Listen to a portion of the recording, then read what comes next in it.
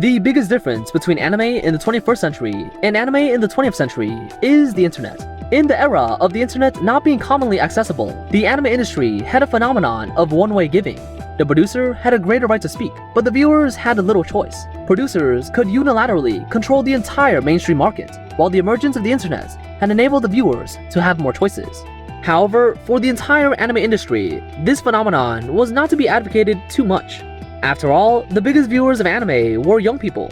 Most of them preferred some harem and other works at the beginning. It's those anime that are a fun watch, but once you get to the bottom of it, you'll find that those works don't have many connotations at all. Some young people themselves had the characteristics of self-promotion in the pursuit of being a maverick, and even tended to contradict the mainstream culture. Compared with the plots where they think conventional heroes defeat the enemy in order to save the world, they'd prefer to see some protagonists stand on the side of evil to kill heroes and destroy this stupid world to satisfy their desire for destruction. Sometimes they will self-insert themselves into the role of a character so that they will say some words they think are cool in real life. Japanese society calls these people chunibyo. Thanks to these ideas, the production of harem works in Japanese anime that use otakus as sales objects, and the works that set the protagonist as a villain, began to increase, as well as bloody violence that became more common, instead of those traditional hot-blooded anime like the trend Reborn had. The reduction in that era was not just one type of anime. The confusion at the beginning of the new century in 2006 soon ended. From here onwards, it can be considered the 8th era of Japanese manga and anime, the era of chaos. The characteristics of this era are its oversaturation and instability. After the increase in the number of viewers and the influx of capital, the productivity of anime was not at the same level as it was in the past. The total number of anime produced each year would easily exceed 100. However, this phenomenon did not last long, and as the Japanese economy declined, animation budgets as well as production were quickly limited. Many anime relied on selling expensive DVDs to die-hard fans in order to make money. Quantity is not necessarily proportional to quality, as the second characteristic, instability of this period, is a good example of this. In 2006, Paprika represented the pinnacle of imagination, Deathnote represented the pinnacle of anime wit, and Fairytail, who brought the passion of Japanese anime to the extreme, stood up, telling the viewers that even if Japan's economy declined, the quality of anime would not decline. Then, Yokkei Meiyori Ruriro Na showed viewers the bottom line of anime art style. This round green bowling ball has a formal name. It's called cabbage. Because it contains a lot of layers, it's very difficult to draw it, and it's normal for some anime companies to cut corners and draw a green ball. Since then, there has been an unwritten rule in the anime industry that no matter how poor the art style is, only the art style of the cabbage should be exquisite. Some anime show the viewer a cabbage being cut at the beginning to express that they are rich and have quality art style. The two light novel adaptations of Shakugan no Shana, as well as The Melancholy of Haruhi Suzumiya in 2005 and 2006 were very successful, which led to an increase in the number of light novel adaptations in the future.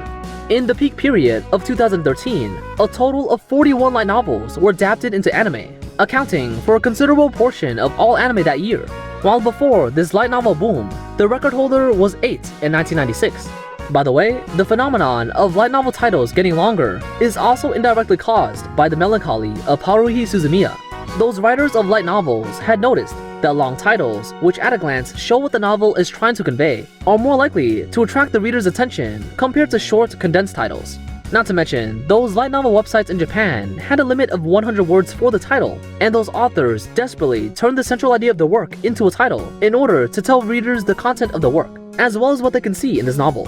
Usually, it's just the thin stuff, but this is only for light novels.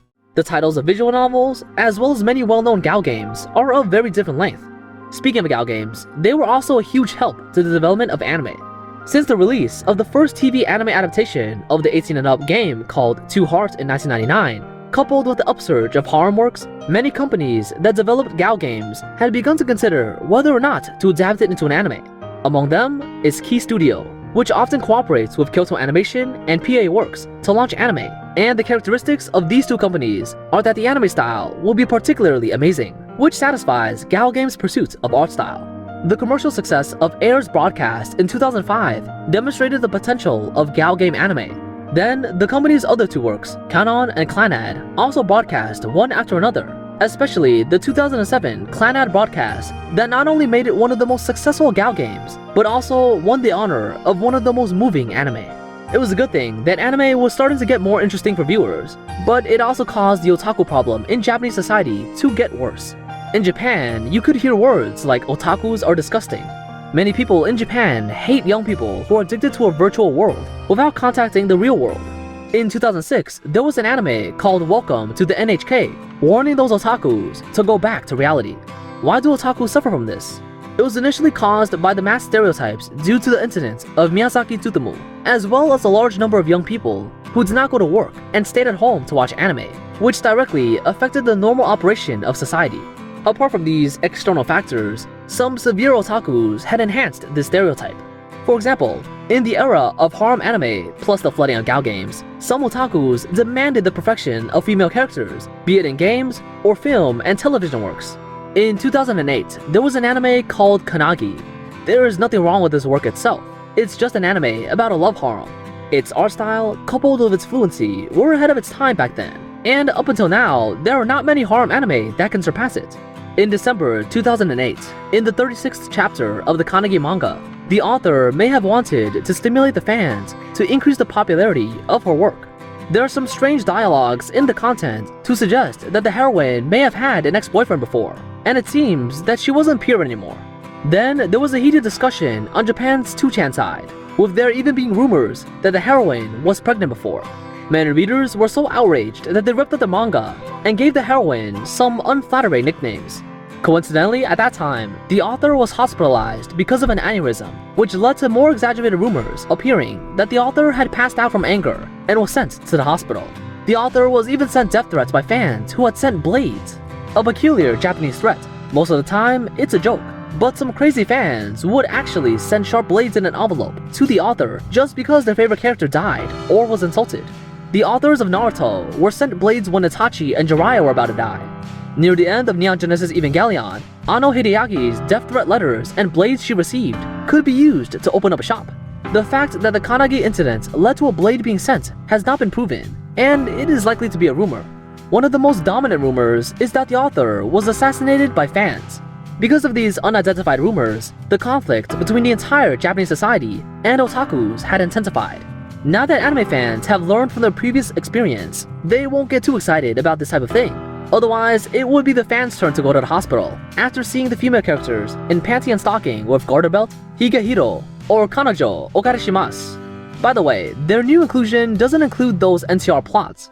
Back to the topic. When it comes to the most popular type of anime in that era, there is no doubt that the harem anime is similar to the isekai anime that are popular now. Even in the eyes of many viewers, harem anime has always given people a vulgar impression.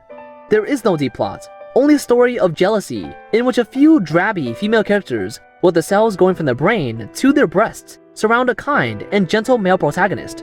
But they also have some standout works, such as Clannad's first season, which can be classified as a harem anime, although the theme of the second season had become family-themed. Purely as a harem anime, Heaven's Lost Property in 2009 absorbed the characteristics of the previous harem anime and added depth to the later plots of the manga. In particular, you can see the enthusiasm of the production team in this anime, one ending song per episode, and among all the harem works, it can be regarded as a particularly contentious one. Then, the production company went out of business. At hunterxhunter, using one opening song for 148 episodes. Not just harem works, an anime called Geass was produced by Tatsunoko Productions in 2005 to celebrate the company's 40th anniversary. At that time, this anime almost had the best 2D and 3D animation effects in the industry. Until now, there are not many anime that can be on par with it. It is also because of the excellent quality that the production team spent the original budget on the first few episodes, and the production of the next 3 episodes were postponed until 2007. Originally, Tatsunoko Productions' business situation was not very good, plus the sales from Geass not being enough to make a return on the company, which caused a second blow to them. From these examples, we can see the risks of making high-quality anime. Many anime companies are now becoming more and more cautious. Rather than making money through anime, they think about how to avoid losing money, especially those who make original anime. Those works that are not based on good original sources have an average of 12 to 13 episodes per season. Unfortunately, those excellent originals are not available everywhere, as the production of anime has surpassed the production speed of high-quality manga and light novels. The anime industry has instead targeted works that have already been animated, along with being highly popular, and intend to remake them. like 2009's Fullmetalalchemist Brotherhood, or the previously mentioned 2011's new hunterxhunter was born within this background. Fortunately, the remake for the company is done by highly reputable companies like Bones and Madhouse, unlike a few other companies that tried to cheat the viewers' money by relying on the IP of the anime that had been accumulated before. The first decade of the 21st century has passed just like this, and there are still many classics in these 10 years that I have not mentioned, such as Gurren Lagann, codegeass, and so on. Although nothing like the Golden Age has appeared that can affect the entire anime industry, as a whole, it's pretty good.